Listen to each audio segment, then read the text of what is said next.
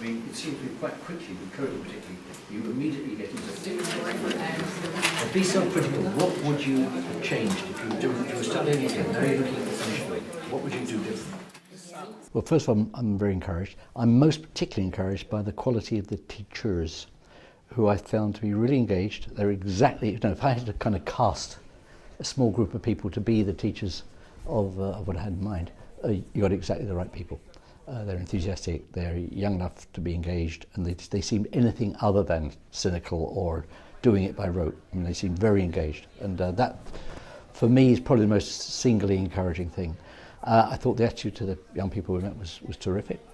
I remain concerned that there still seems to be a split between people who engage with coding and others who think they're actually going to be just as competent without engaging with coding. I really do believe, and as someone who can't code, I really do believe that you're kind of only half educated in the digital world unless you have at least an understanding of coding. You don't have to be a coder, you don't have to be sophisticated at it, but to understand how code comes together and what code does, I think is really vital. And I think, if were I to recommend anything, there should be a kind of basic course in coding as a requirement, not as an option. I think, I mean, we touched on it and it was good, that the fact they do work in teams. I think the development of team working is not just vital, I think it's quite complicated. I think it's, it's one thing to tell people they need to work in teams, but it's another thing to actually evolve and emerge as a team player. So I think that we probably have got to get more sophisticated about understanding what that desiderata consists of. Yeah. So yeah, young people should learn to work in teams. Next, what's the exam question? What does that really mean? And I think that we haven't even begun to, and this is I'm guessing here, I don't think we've begun to really evolve a pedagogy that establishes what teamwork is and what the outcomes and outturns of good teamwork are. So that would be an area I'd like to see developed. And I think the teachers that could develop that will become superstars, because it is absolutely vital to understand the implications, not just the satisfactions, but the implications of teamwork. This is the start, it is a must, and it is inspiring me to push even further what we are already starting together with the business world and with academia, that we have to take our chances to develop all those talents. And the talents are there, and the motivation is there, but we badly need more programs in pushing those youngsters, girls and boys, in this direction.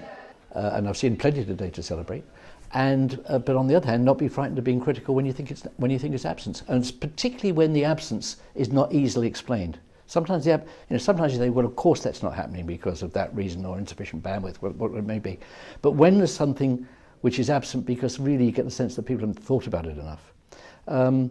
We had an interesting little moment today at a school where we've been shown something actually very imaginative and interesting, which was the Sistine Chapel, and the kids were looking at it digitally, and that was great, and they had a book available to them, but they were really exploring it.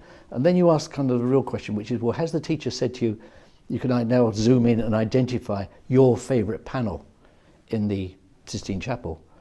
They thought it was a nice idea. Now I find it really quite extraordinary that a teacher doesn't use that as a kind of core competence. Because why? Because not only does it require young people make a choice between 5 or 6 things they may really love, and they've got to pick one. Then they've got to explain to why they pick the one, and then the most important thing is to defend that decision, to defend that choice. And then what you've done is you've involved a whole series of very, very, very valuable skills. The skill to make a choice, the skill to defend your choice are terribly important. Many of those people are going to find themselves in a room one day presenting, and at the end of their presentation they're going to be asked questions.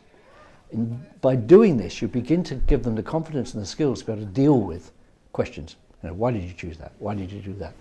Those are the kind of skills that I think will and should become part and parcel of a kind of digital competence.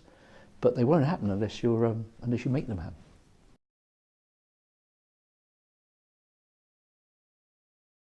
Yeah, we started with Future Creators is some stop motion animation. With the National College of So basically the kids were grouped off and they designed their own animations, came up with their own storyboards, all that kind of thing, and then created stop motion animations.